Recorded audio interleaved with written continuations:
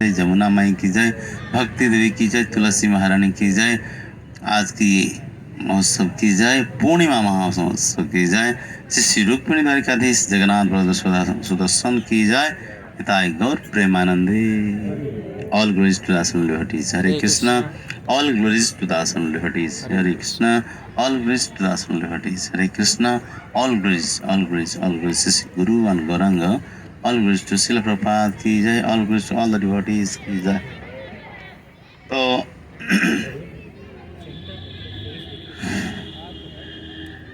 तो मैं बोलना चाहूँगा, रामायण में जो कुंभकर्ण था, कुंभकर्ण की जो पत्नी निद्रा देवी है, निद्रा देवी है।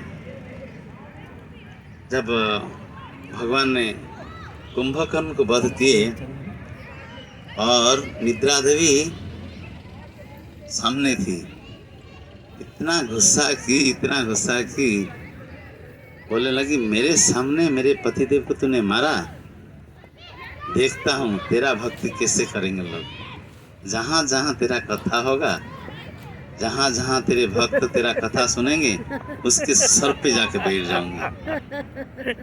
इसलिए जब कथा में नींद आता है, मतलब निद्रा देवी आके सर पे बैठ जाती है।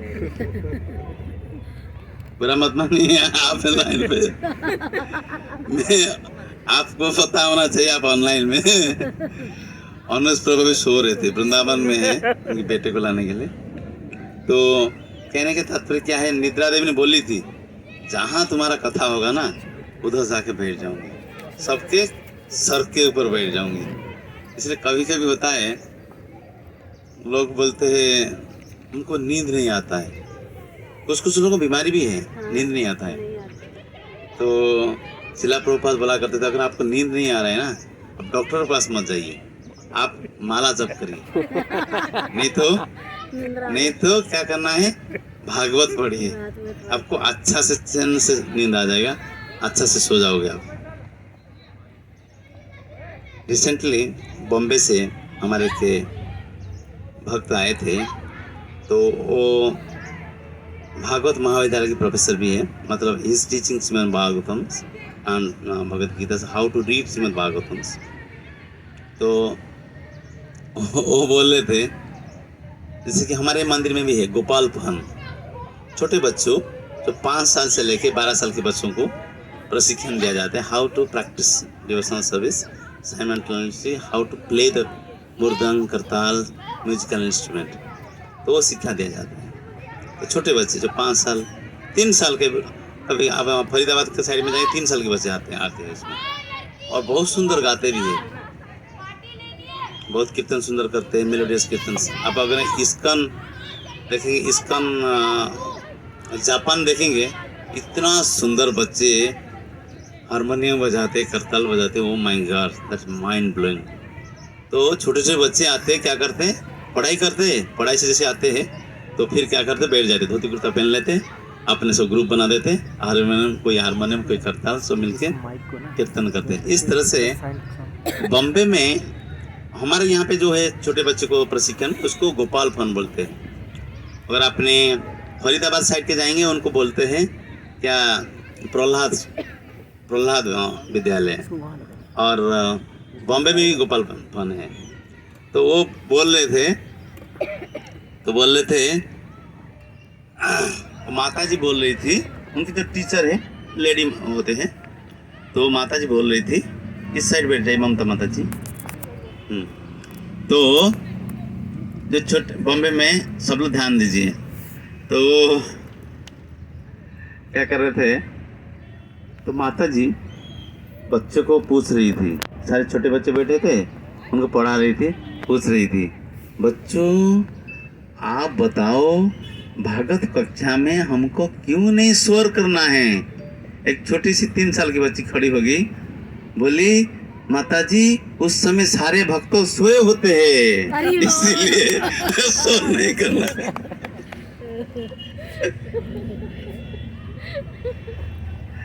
तो छोटी बच्ची भोली वाली है, दिल की साफ है, वो देखिए मम्मी के साथ जितनी बार जाती है भागवत कक्षा में, बैठती है, देखते सारे भक्त सोए रहते, कोई पीछे जो बैठते हैं सोए रहते। तो बोली माता जी ने पूछी, बताओ क्यों भागवत कक्षा में शोर नहीं मचाते? ना माता जी, सारे भक्त सीनियर भक्त सोए होते हैं, इसीलिए शोर नहीं करना है। कहने का तात्पर्य क्या है?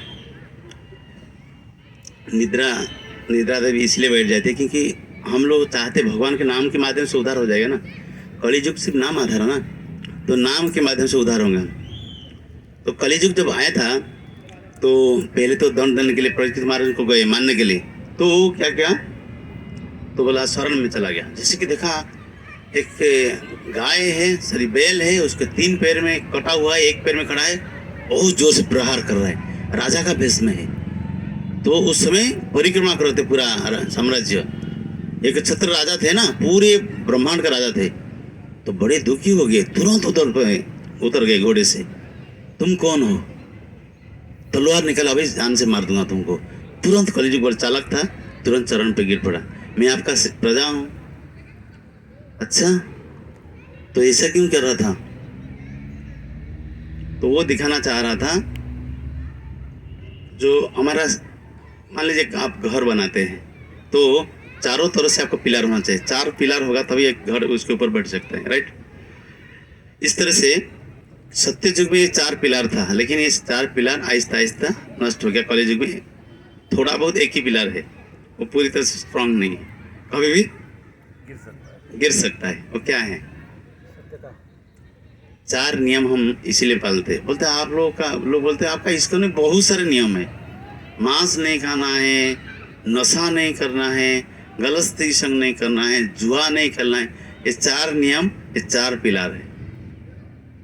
तो कोई बता सकता है मांसाहार करने से क्या होता है? एग्जैक्टली, मांसाहार करने से व्यक्ति की दया खत्म हो जाती है। इसलिए दया के लिए हम मांसाहार नहीं करते।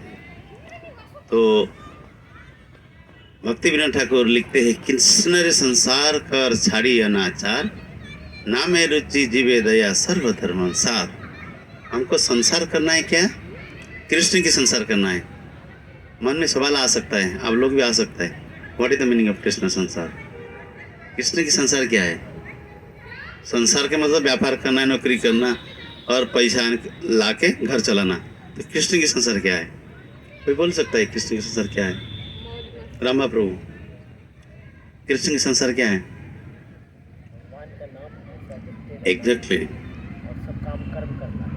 अब दुकान में जाओ, मकान में रहो, लेकिन इस्कन में आओ। आपने कुछ भी कार्य करिए, आप अच्छा बिजनेस कर सकते हैं, अच्छा खिलाड़ी बन सकते हैं, अच्छा हीरो बन सकते, हीरोइन बन सकते, जो भी प्रोफेशन। हम लोग नहीं बोलते प्रोफेशन को छोड़ो। भगवान ने कहाँ बोले थे अर्जुन को, जे तेरे रथ में तो मैं हूँ, तुम सो जा, मैं युद्ध करता हूँ, बोले? भगवान बोले नहीं, मेरे को चिंतन करते हुए युद्ध करो, तेरा विजय हो जाएगा। इस तरह से हम जो भी प्रोफेशन में हैं, चाहे हम बिजनेस करते हैं, चाहे हम नौकरी करते हैं, नहीं पढ़ाई करते, वट एवर, और साथ में युक्त वैराग्य, संसार में रहते हुए भी हमको भगवान की भक्ति करना है। क्यों भक्ति करना है? तो वो प्रैक्टिकल आपके सामने है। सूरज की रोशनी दिया है, हवा दिया है, जिसके कारण हमारा जान चल रहा है, सांस चल रहा है, और धरती दिया है जिससे अनाज उगता है, जिसके कारण कलियुग युग में प्राण किस में टिका हुआ है? अन्न में। अन्न उगता है, अन्न हो सकता है आपके लिए चावल हो सकता है, आपके लिए चपाती दाल सब्जी हो सकता है। ये कहाँ से होता है? धरती से होता है। धरती भगवान की पत्नी है। तो धरती दिया है, हवा रोशनी पानी सब कुछ दिया है, ऊपर से इतना सुंदर परिवार दिया है, इतना सुंदर माता पिता दिया है, और संपूर्ण सुस्त शरीर बनाया है। लोगों का तो रास्ते में देखेंगे 2 पैर भी नहीं है, किसके 2 हाथ भी नहीं है, वो जीते हैं। हमारे लिए इतने सुंदर बनाया, क्या हमको थैंक यू बोलने के लिए कुछ होता है कि नहीं होता है? छोटे से गिफ्ट कोई दे देता है जन्मदिन में, शादी की सालगिरह में, हम उसको थैंक यू बोल देते। 1 बार नहीं बोलते, 3 बार बोल देते, गले लगते। जिस भगवान ने इतने सारा कुछ किया वो क्या मूर्ख है? उसकी थैंक यू बोलने का वही है जो उनकी मोबाइल नंबर डायल करना है। उनकी मोबाइल नंबर क्या है? हरे कृष्ण कृष्ण कृष्ण हरे हरे, हरे राम राम राम हरे हरे। हमारा मोबाइल धरती की मोबाइल कितना है? 10 नंबर का है, उनकी 16 नंबर का होता है। ठीक है, तो कहने के तात्पर्य क्या है? भगवान को चिंतन करना ही जीवात्मा का लक्ष्य है। लोग बोलेंगे ये आप लोग क्यों ऐसे बोलते भगवान को भगवान बोलते? कर्म ही भगवान है, बोलते कर्म ही भगवान है। मैंने जब ब्रह्मचारी था तो हम लोग तुकाराम जी के गांव गए थे। जानते तुकाराम ने, जिसके लिए स्वयं भगवान इस कलियुग में आए हैं। तुकाराम जी बोल दिए सोने का विमान आएगा। उसकी पत्नी को पहले बोले ना, तू जा, तू अगर मैं अगर चली जाऊंगी भेड़ को कौन खाना खिलाएगा, बकरी को कौन खाना खिलाएगा? तू जा। तू से बोलती थी रब, बस तू जा, मैं नहीं जाऊंगी। तो गांव वाले को बोले आपको पता है कल विमान आएगा तो आप लोग जाओगे मेरे साथ? ना तू किया, तू पागल हो गया, हमको पागल मत बना। सारे गांव वाले ने बोल दिए तू तो पागल हो गया, हमको पागल बना रहा है। कोई होता है विमान कभी देखा है? लेकिन सचमुच दूसरे दिन में आज भी महाराष्ट्र में वो स्थान है ढेव गांव। वो पेड़ है जिस पेड़ के नीचे इस 300 साल पहले पूरा आया विमान। भगवान की 2 पार्षद आए, नंद और सुनंद। सोने का चमचमा हुआ एक विमान पूरा चिकचिक कर रहा था सोने से। सबके सामने विमान आके रुका। तो तुकाराम बोलते हैं ये मराठी भाषा में, आम्ही जाचो आमचा गांव भगवत धाम। मराठी में बोलते हैं मैं जाता हूँ मेरे गांव भगवत धाम। यहाँ नहीं है, मैं गलती से यहाँ आ गया था, मेरा धाम तो उधर ही है, मेरे पिता तो वो है। तो सारे गांव वाले देख रहे, देखते देखते अरे क्या भक्त था, हम उसको समझ नहीं पा रहे थे। जैसे समुद्र मंथन से पहले पूरे समुद्र के अंदर जो मछलियां थे, मछलियों के बीच में चंद्रमा था। तो सारे मछलियां सोचते थे ये भी एक मछली है। जब समुद्र मंथन हुआ, निकल गया, आसमान में चला गया, शीतल रोशनी देने लगा, सारे मछली बोलते हाय हाय हाय हाय, ये तो हमारे साथ था। हम तो बोलते हमारे जैसे मछली है, ये तो मछली नहीं है, ये तो चंद्रमा निकल रहा है, ये तो सबको किरण दे रहा है। साथ में जब तक था कोई पहचान नहीं पा रहे थे। उस तरह से तुकाराम जी जब तक संसार में थे, वही गांव वाले के साथ थे, तब तक वो पहचान नहीं पा रहे थे। तब जब जाने लगे, सारे गांव वाले ने आके उसको दंडवत प्रणाम किए। तब से पूरे गांव भक्त बन गए। आज तुकाराम जी के गांव में जाओगे तो हरि मुखे माना, हरि मुखे माना, हरि मुखे माना, जय जय राम कृष्ण हरि, जय जय राम कृष्ण हरि, जय जय राम कृष्ण हरि, जय जय राम कृष्ण हरि बोलते हैं। अगर आपने तिलक धारण करके, तिलक के साथ अगर आप उसी गांव में चलोगे, गलती से आप चले गए तो हो गया, वो आपको भगवान बना देंगे। वो मानेंगे नहीं रास्ता है ये गंदा है, उस उधर से जहाँ जो देखेगा जिधर, वो सब सो जाएंगे उधर ही। ये कीचड़ है, गंदा है, रास्ता है, कुछ नहीं मानेंगे। आगे आने जाना, गाड़ी जा रहा है, कुछ नहीं सोचेंगे, दंडवत लगा देंगे आप। मेरा एक्सपीरियंस है, हम लोग गए थे, जो हम लोग न्यू भक्त ट्रेनिंग में थे, तो हम लोग संकीर्तन डिपार्टमेंट में जब गए थे, बुक डिस्ट्रीब्यूशन, अभी भी बुक डिस्ट्रीब्यूशन हो रहे हैं प्रभुपाद जी की। अभी तो गीता मैराथन है। भगवान गीता मैराथन इसीलिए हम करते हैं क्योंकि आज को 5,253 साल पहले कुरुक्षेत्र में भगवान इसी दिसंबर महीने में दिए थे, जिसको मार्गशीर्ष महीना बोलते हैं। मासानंग भगवान बोलते, मासानंग मार्गशीर्ष हो, भगवत गीता में बोले हैं 10वें अध्याय विभूति में। तो इस मार्गशीर्ष महीने में बोले थे, तो वही चीज़ को हम लोगों को देने के लिए, वितरण करने के लिए गीता, तो हम इस महीने में गीता सबके साथ डिस्ट्रीब्यूशन करें, गीता के बारे में समझाते हैं।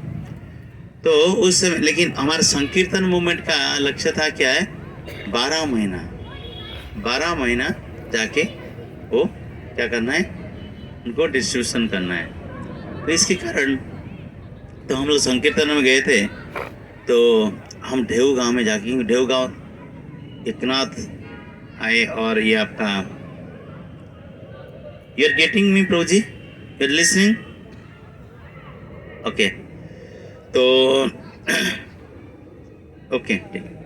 तो ढेऊ गांव जो है, तो यहाँ पे तुकाराम जी के गांव है, तो इसीलिए बहुत दार्शनिक स्थान है, धार्मिक स्थान है, सारे संत आते हैं। तो हम लोग का बस गया था, उधर रुके थे हम लोग। तो उसी दिन रात को हम लोग क्या कर रहे, उसी गांव में हम लोग गए। हमको रात को दूध की ज़रूरत था भक्तों के लिए, हम गए। जो बस लीडर जो थे नीमाई प्रभु करके, तो उनके साथ मैंने गया। तो हम लोग, हमको पता नहीं था ऐसा होता है। मैंने गारंटी के साथ बोलूँगा, जगन्नाथपुरी में भी हम पैदा होते हुए भी इतना इज्जत नहीं है संतों को जो इज्जत महाराष्ट्र में है। महाराष्ट्र में इतना संतों के प्रति इतना इज्जत है, वो आपके लिए जान भी देने के लिए तैयार है। क्या भक्ति है, इसलिए इतना बड़े बड़े भक्त पैदा हुए। एकनाथ हुए, नामदेव हुए महाराष्ट्र में, और आपका स्वामी समर्थ भी हुए, और आपका ये भगवान के जो अवतार हुआ था, क्या नाम था, दत्तात्रेय जी के अवतार हुआ। और ये आपका ये विठल देव की प्राकट्य स्थान है। साक्षात जो विठल देव जो क्या, वो कृष्णा है। बीट मतलब मराठी भाषा में बीट मतलब ईट, हमारा यहाँ का जो ईट है उसको मराठी में बीट बोलते हैं। उसमें खड़े थे भगवान, खड़े रहते रहते उनके नाम पड़ गया, बीट के ऊपर खड़े रहते टल, नाम पड़ गया विठल। वो कोई बनाया नहीं है वो विग्रह को, हम लोग मंदिर में तो विग्रह बना के उसकी प्राण प्रतिष्ठा करते। साक्षात कृष्ण आज इट इज खड़े हो गए। वो एक भक्त थे पुंडरीक, बहुत बड़ा माता पिता का भक्त था। क्यों माता पिता का भक्त था? क्योंकि माता पिता कृष्ण के भक्त थे, माता पिता कृष्ण के भक्त थे। तो इतना बड़ा भक्त थे, तो विठल ने क्या, सॉरी पुंडरीक ने क्या किया, माता पिता की सेवा कर रहा था।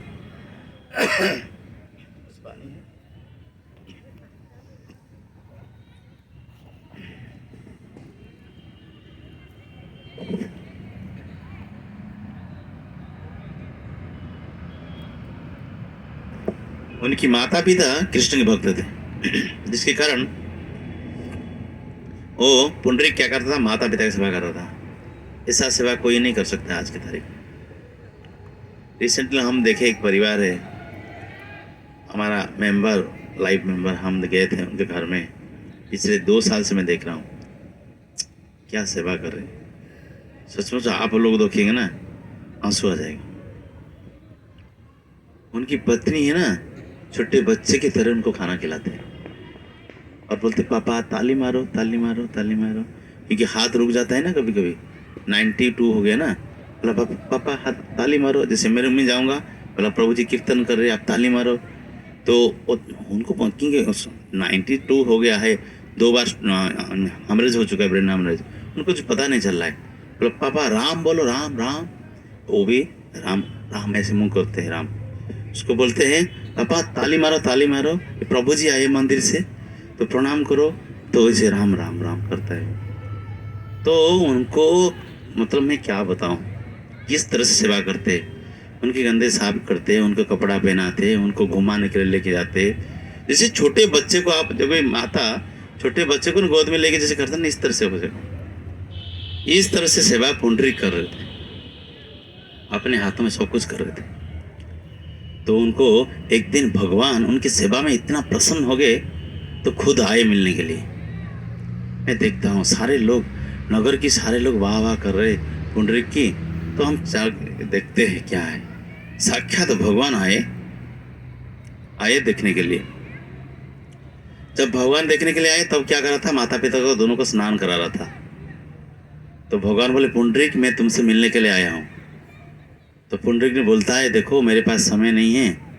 तो आप देखिए हम भगवान को मिलने के लिए कितना प्रयास करें, जिससे भगवान खुद चल के आते हैं।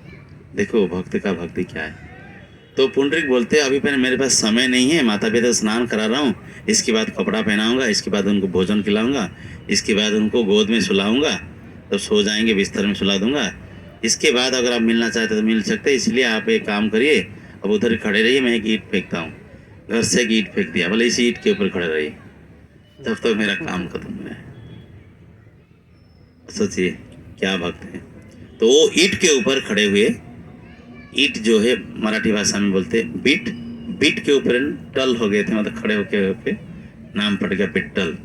तो ओ भगवान जब पुंडरीक को इंतजार कर रहे थे, उधर खड़े होते होते कमर में हाथ रख के ऐसे खड़े हैं भगवान। खड़े होते होते अब जैसे आप एक जगह में काफ़ी टाइम खड़े रहे, कमर दर्द होता है कि नहीं, तो इसीलिए भगवान ने क्या किया, कमर दर्द हुआ, इसलिए भगवान ने उधर कैसे है